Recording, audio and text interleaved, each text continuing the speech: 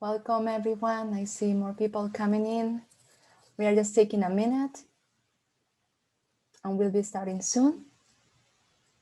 Okay, I think we have been given a couple of minutes. So we are going to get started. Welcome everyone to the session today. Just a couple of housekeeping details before we start.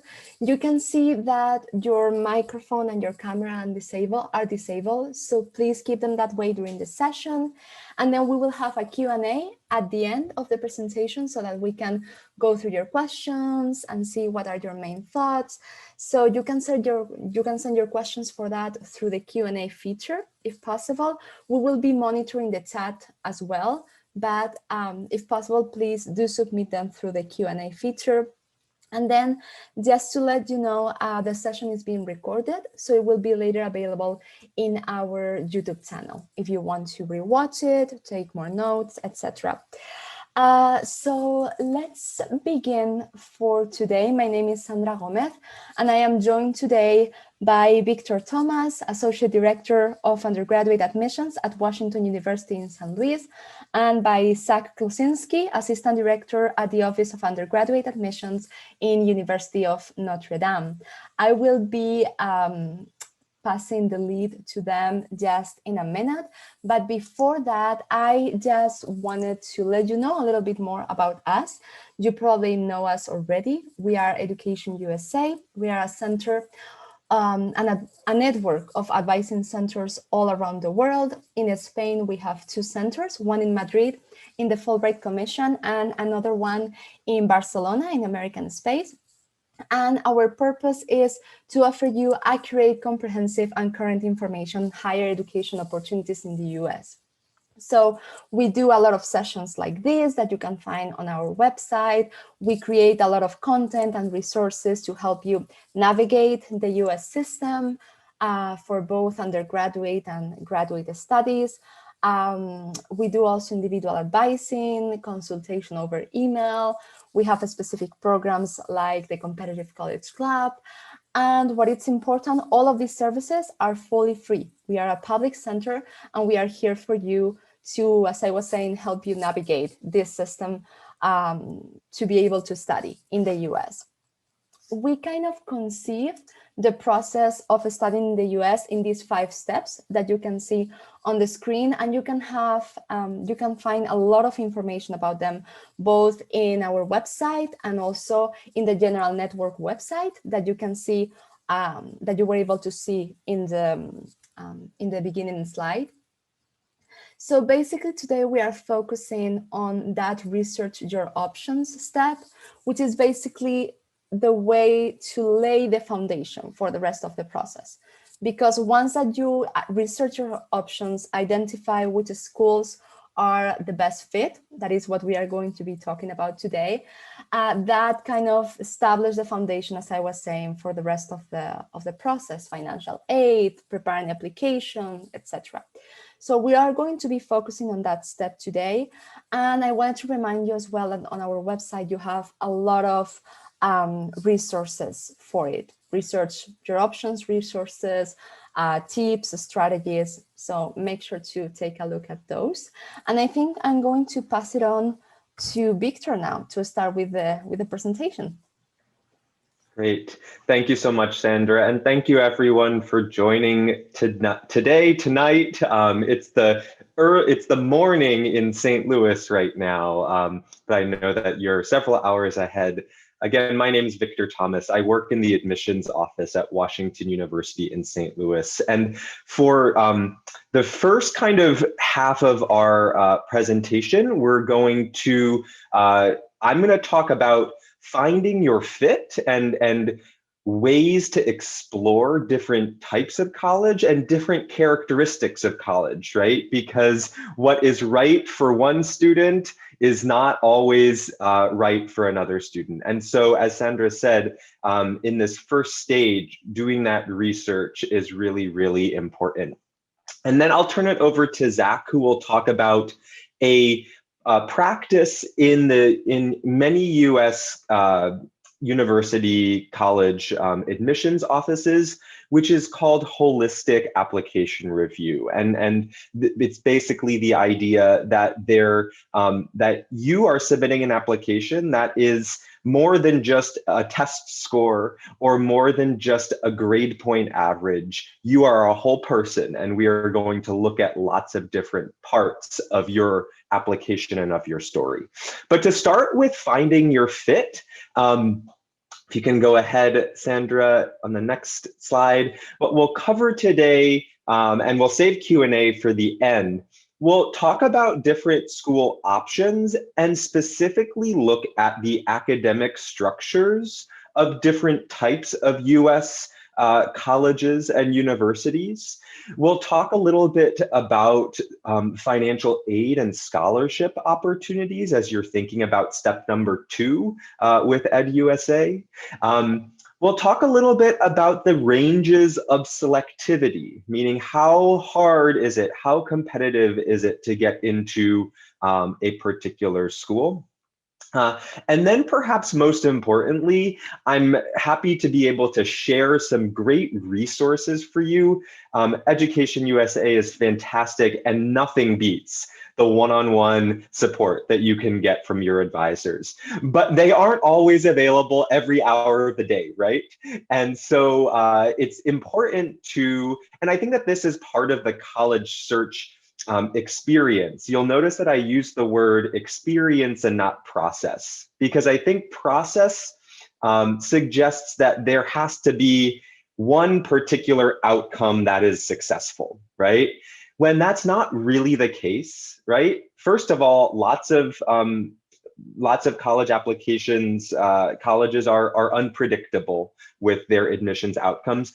But more importantly, it's an experience, it's a journey, right? Because it's more about than just getting into a college. It's about learning about yourself, thinking about what you want in a college experience and what your strengths are, and developing the skills to be successful wherever it is you land, right? And so if you are just focused on the final outcome, you're missing a whole big part of the experience.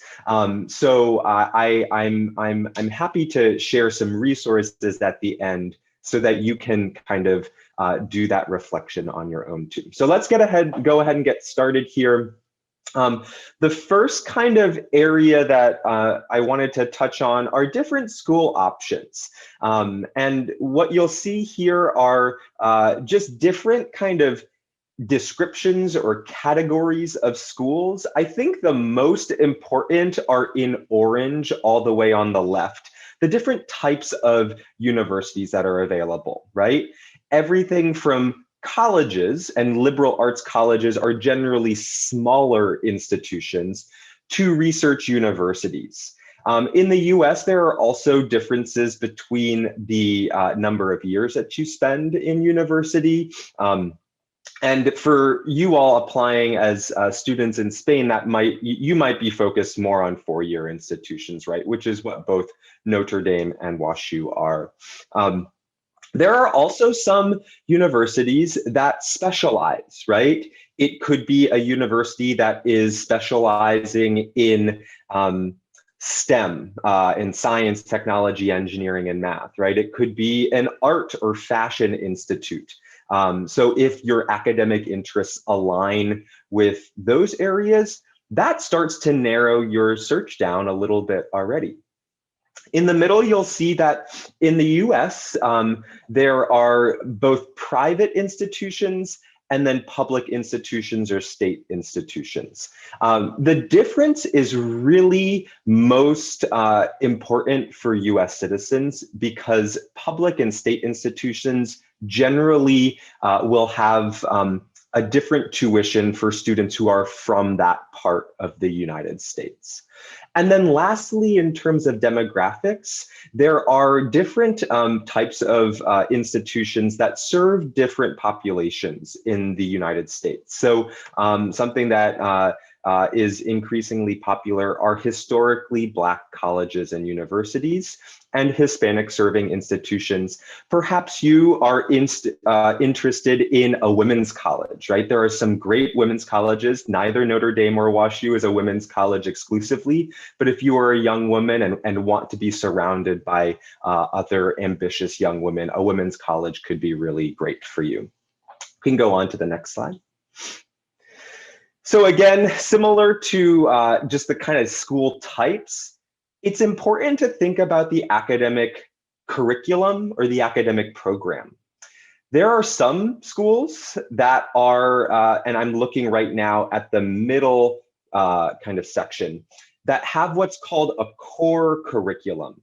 A core curriculum means that every student who is a student at that university has to take 5, 6, 7 of the exact same classes, because to that university, it is really important that every student has the same kind of background coursework as that shared experience.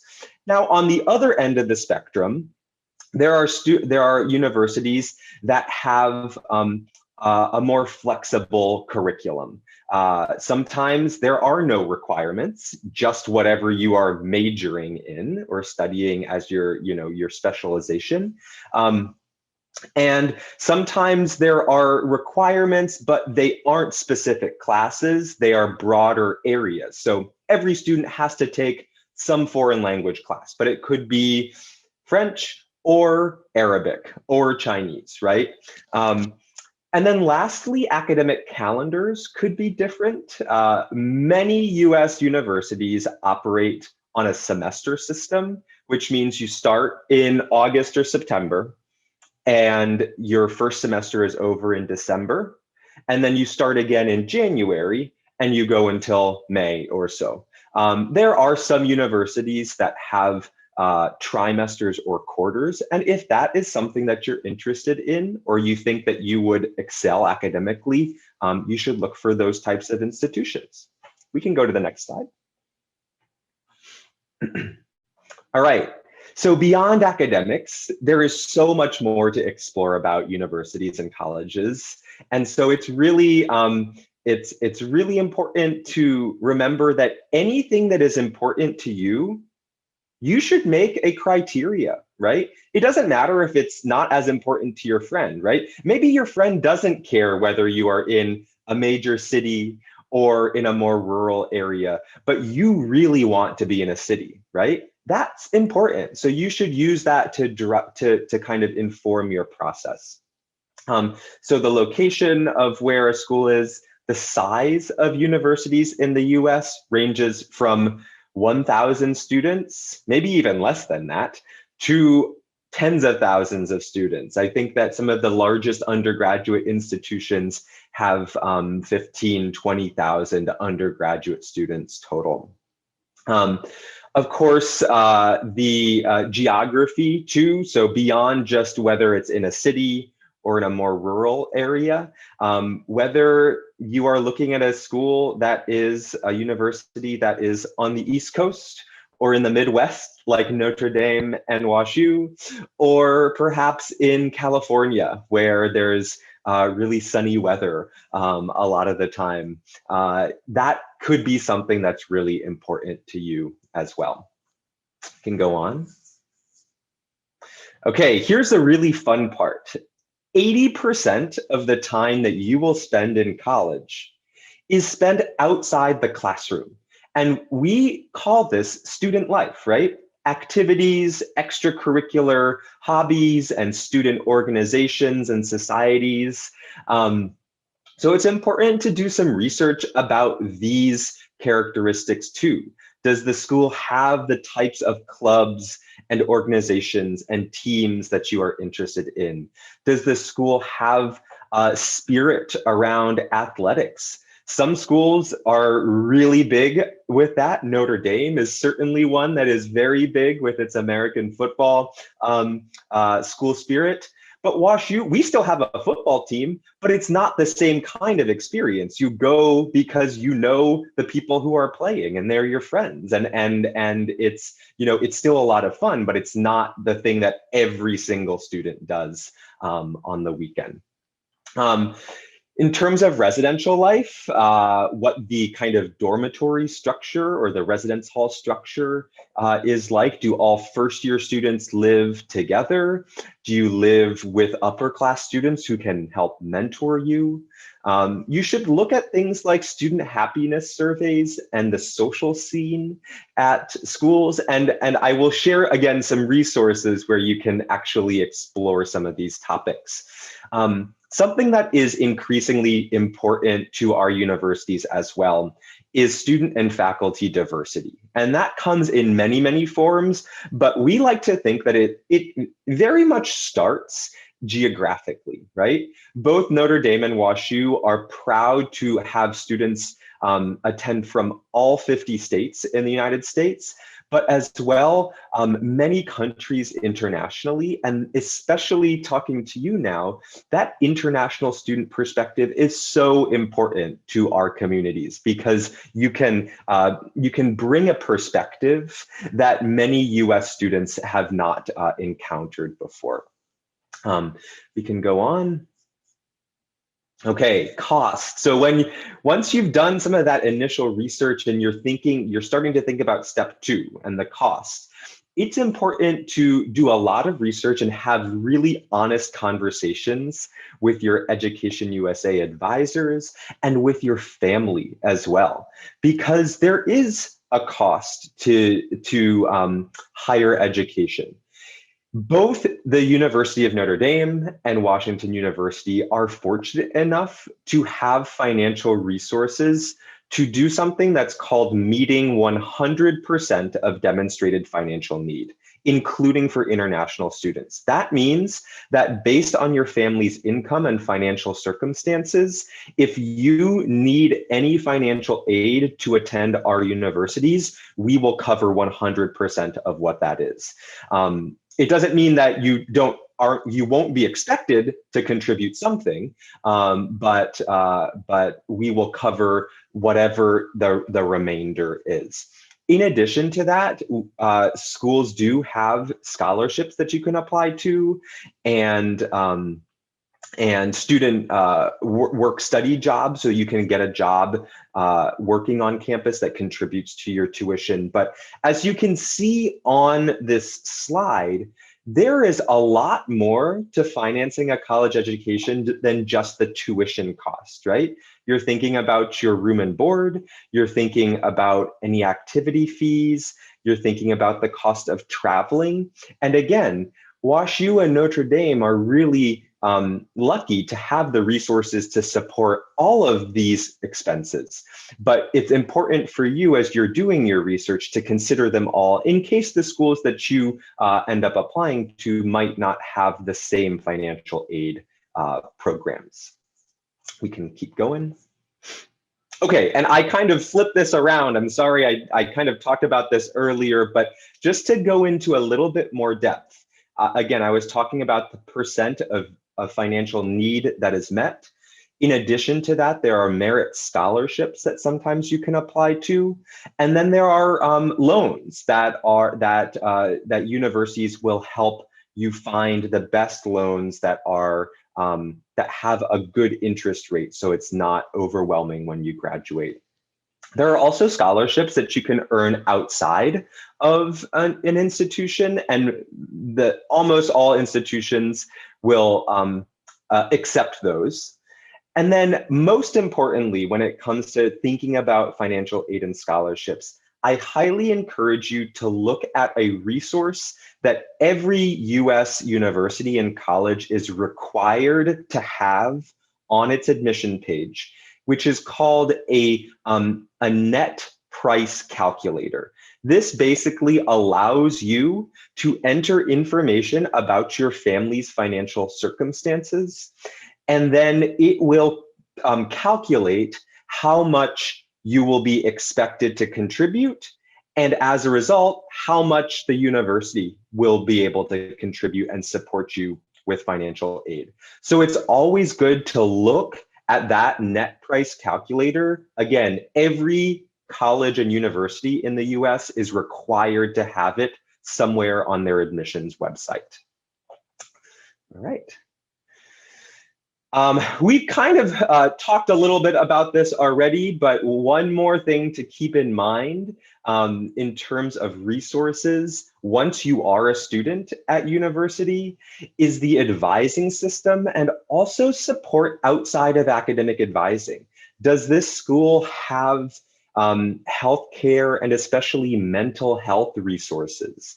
Does this school have resources for students who identify as from a particular identity, or who might be the first in their family to attend university, or who might be identify as part of the LGBTQ community? Those resources are really important to understand on the front end, so that once you arrive, you can reach out to them and utilize them. And then one reminder, again, as it relates to tuition costs, I highly encourage you to not get that sticker shock by looking at the price of a college and thinking, oh my gosh, I have to pay that for 4 years, because many universities do have very strong financial aid available for international students too, right? Okay, I think that this is close to our last slide. I'm just checking here. Yeah, so in terms of selectivity, there are 3 kind of main bands of selectivity that we think about in the US. Schools that are safe are schools that you are a really strong, if not overqualified academic fit for from your scores and your grades.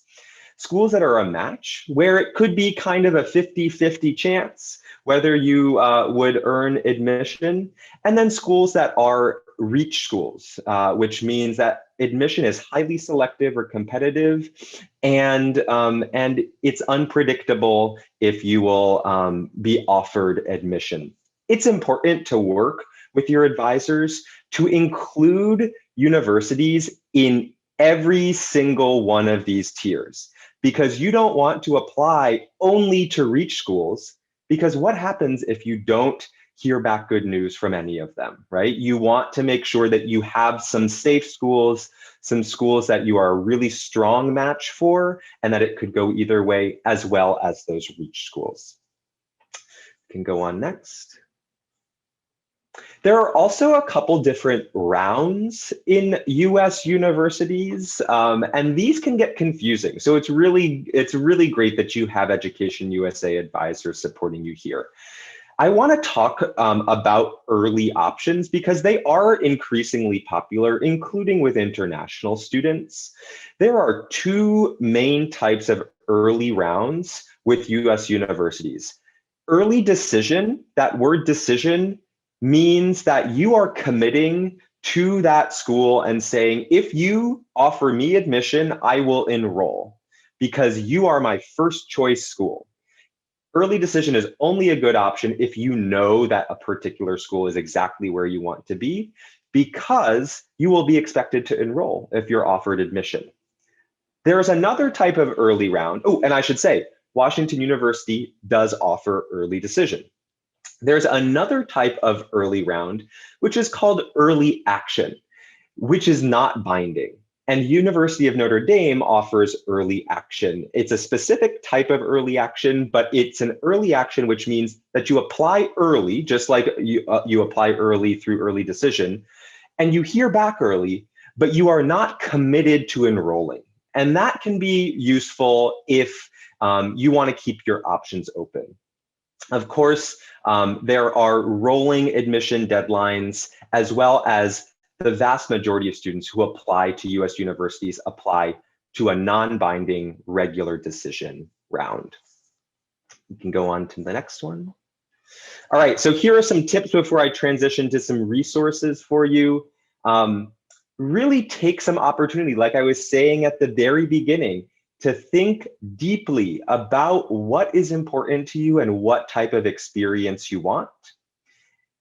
It's never too early to start doing some work on that research and having those conversations with your advisors and your family. And then finally, and perhaps most importantly, don't let this college admissions experience overshadow your secondary school experience. You want to be happy in secondary school, and that is really, really important. So don't think about college or university applications all of the time. Can go on. All right. So some places to begin. Websites are great resources, social media pages, and those we have. Zach and my team at WashU, Zach's team at Notre Dame, have built a lot of new content because of COVID-19 through our social media pages. And they're really great ways to connect with current students on social media too, and hear really from their own perspective. So I encourage you to do that. In yellow, you'll see also to sign up for mailing lists. I know, a good trick might be actually to create a new email address that is exclusively for colleges, because then you can make sure that you don't miss any of those communications in your general inbox. And then finally on the right, especially for students who are rising applicants who are going to apply for admission next year, start to look at the virtual opportunities like virtual tours, student panels, and financial aid webinars. All right, I think we're on to my last slide here, which are some resources. And then I'm going to turn it over to Zach. These are some of the main search engines that are really valuable for starting this this journey. And I want to call attention, a lot of people have heard of the rankings with US News and World. They are a great place to start. I encourage you not to let a ranking or a number drive your decision, but they are a good place to start. Niche is a great place to hear current student perspectives. The best search engine that I found is called Big Future, and it's operated by the College Board. And it's a website, and I will share it into the chat. It's a great place to be able to search for all of those different characteristics that you are looking for in a college and narrow down your list. Right? Oops, I just shared that to all panelists. Let me try that one more time. So hopefully you see it in the chat and you can visit that. You can narrow things down, everything from the size of the school, the location of the school, the academic offerings at the school, the selectivity of the school. So it's a great place to start your university search in the US. And then of course, both people like Zach and me, you are always welcome to reach out to us if you have questions throughout the admissions experience. So with that, I hope that you've learned something new from this section, and I'm going to turn it over to Zach to talk about holistic admission.